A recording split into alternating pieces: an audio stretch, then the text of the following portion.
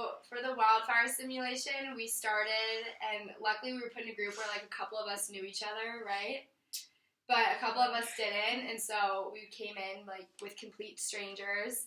And although our group had a couple conflicts, we actually did a pretty good job persevering through all of them. But one of the main things that we focused on in class was diversity and difference, which was difficult for our group at first because we all had different cultural backgrounds and different values. In one instance, Kelly wanted to do prescribed burning, but the rest of us didn't because we were worried about the beetle population. So this is just one example of diversity and difference being difficult in our group. Yeah, I think it was hard, and it related to real-life situations in groups, because when you work in group settings, there's going to be people that are completely different, and sometimes that makes it really easy to disagree on certain topics, and in this case, it was about the Beatles. Some of us didn't care at all, and some of us completely did, so that was one of the first conflicts that we faced in our group. And it was all based off of, like, our personal roles that we had within the group setting. So I was mayor, and I cared more about, like, the good of the people in the town rather than the, like, nature and, like, the environmental parts of it. Whereas in the environmentalists cared more about the environmental part, so it just kind of conflicted with that between all of us. Right, like we all had like different interests and like wanted to please like different people, so I think it was really interesting to watch like people compromise and have to like work together to figure out a solution. So during the simulation, we really relied on technology for communicating with one another. For example, I couldn't make it to one of the recitations for one of the simulations, so I used the group chat that we had to communicate all my messages for the week and my preferences and what mitigation techniques I wanted to use, which really helped because it made it able so that I could participate. Yeah. I think that the group chat was super helpful because anytime I had a question, even if it was just about the class in general and like the class concepts or about the simulation specifically, like I could get an answer really quickly, and we could also like decide when to meet, when to work on our project together. So I think that was like a really valuable resource for us. And although technology is like super valuable, it was also a really big distraction at times because sometimes we would be like getting notifications on the side and looking at our own messages, which kind of like got us go a little bit slower at points. But overall, in a broader sense, I think it really helped us. I agree with that. I think that it really did help us, but there were problems with technology within the simulation, like the email, which kind of led to an anchoring effect because what Ellie would get in her email would be different from what I got in my email, and so then we'd both kind of be anchored on that first bit of information that we started with. But overall, I think that it did help out, especially once we figured that part of the simulation out. Yeah, and I think it was beneficial in general, but one of the hardest times we had throughout this project was, or I guess simulation, after one of like the hardest decisions we had to make after one of the recitations, our map completely erased, and so all the work we had just talked about and submitted and were discussing the whole period was just completely erased, and so we were really panicking and just got super stressed out, and so that was one of the moments where I was like, wow, I wish that everything wasn't dependent on technology for this project because everything we just done was completely erased. But luckily, our TA teacher, Sam, was able to email the person who owns the website, get our work back, and we were able to communicate over the weekend in our group chat about how, like, what decisions we made and how we could re-enter that into the website.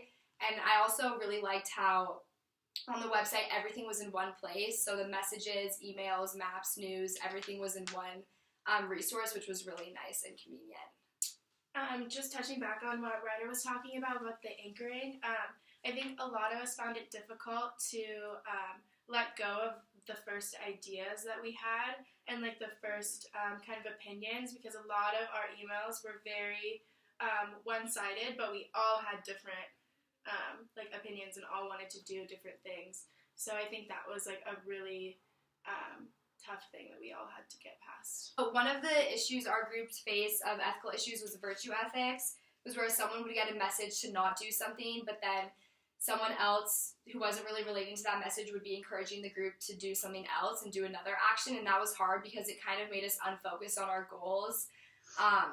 So if we trusted the person almost too much who was trying to sway our opinion of what we wanted to do, we kind of got distracted and didn't listen to what our messages were saying and what our ideal maps were saying. And so this kind of led to fear of conflict because we would get distracted. Yeah, I think a lot of us were a little bit intimidated by each other at first because we wanted to like work so well as a group, and we were so focused on like working well together that we didn't want to upset our group members. So I think that definitely played a role in like how we made decisions and how we voiced our opinions. I think in the beginning I was a little bit intimidated because I know that like half of the group really knew each other and I didn't at all. So it kind of had the fear of conflict come into my head when I would try to put my like opinions out there, because I was afraid that they would be biased towards each other and not towards me. But then once I put my ideas out there, it really worked out in the end.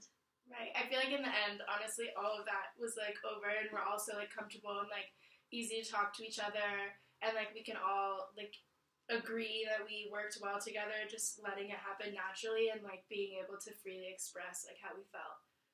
We look back at 5 dysfunctions of a team, and one of the dysfunctions that are common amongst teams is lack of commitment, and our team didn't experience this because we were all really committed and kept our overarching goal in mind, which was to just get a good grade on and work together in like well for the simulation. And for me personally, when I had to miss the class where we were doing the simulation, I wanted to show my team that I was committed to it because I didn't want to seem like I was not at all. So I was really available with them through the group text, like texting them what I wanted. If they had any questions, I was there to answer them, just because I wanted to make sure that we didn't experience this dysfunction of a team that's so common. Another thing that we kind of struggled with was certainty. The first couple simulations, we were the last ones there because we were just kind of talking in a circle and we had no idea what we were really doing. But what we found in 5 Dysfunctions of a Team, the book, was that some progress, like making a decision, is better than making no decision at all, even if you're not completely sure about it.